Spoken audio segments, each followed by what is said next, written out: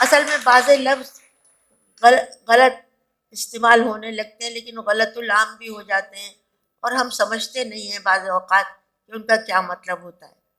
اس سلسلے میں مجھے افتخار نے یہ بات سمجھائی، اور اس میں میں بہت خوش ہوتی ہوں کہ مجھے یہ نہیں کہ کون مجھ سے چھوٹا ہے، کون مجھ سے زیادہ چھوٹا ہے، کوئی بات اپنے چھوٹے اگر اچھی طرح سمجھائیں تو ان کا شکر گزار بھی ہونا چاہیے اور اسے سمجھ بھی لینا چاہیے۔ میں ہمیشہ کہتی تھی ہمارے ساتھ ہمارے ملک میں علاقائی زبانوں پہ بہت ظلم ہوا۔ نہیں، لفظ علاقائی بھی غلط ہے، ہمیں نہیں کہنا چاہیے، ہمیں یہ کہنا چاہیے کہ پاکستان کی دوسری زبانوں پہ ظلم ہوا ہے۔ علاقہ کی کیا بات ہے؟ علاقے میں تو پھر ہم اس کی تفریق کر رہے ہیں، اس میں کوئی شک نہیں کہ ہم نے وہ اہمیت دیکھی۔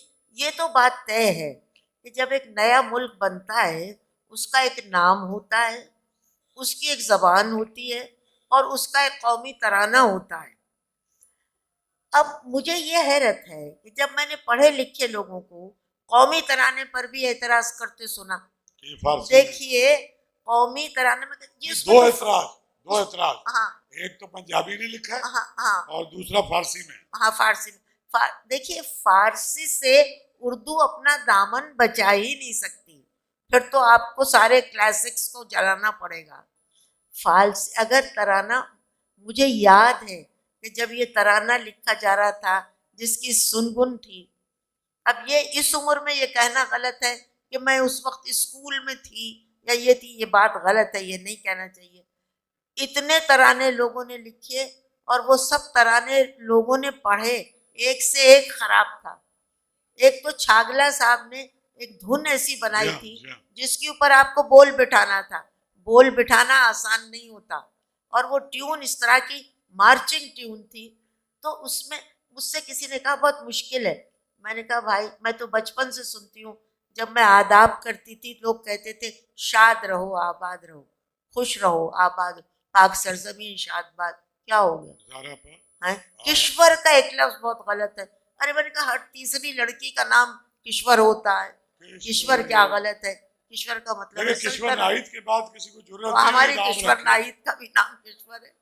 تو بھائی یہ کیا ہے، اس میں کون سا ایسا ہے؟ اور بچے کو تو آپ اگر جرمن زبان سکھانا چاہیں تو وہ بھی سیکھ لے گا، آپ ہر زبان سیکھنے کو تیار ہے۔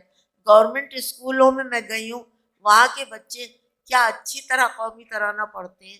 ہاں بیکن ہاؤس یا سٹی اسکول یا گرامر اسکول کے بچوں کو اگر اردو مشکل لگتی ہے تو لگنے دیجئے، یہ تو ٹیچروں کا فرض ہے سمجھا سکے۔ لیکن زارا آپا وہ بچے بھی اس میں روز آ رہے ہیں، انگریزی ڈپارٹمنٹس کے بچے آ رہے ہیں۔ مگر معاف کیجیے گا، میرا بھی تعلق رہتا ہے انگریزی داں بچوں سے، مگر مجھے اس کا افسوس ہوتا ہے۔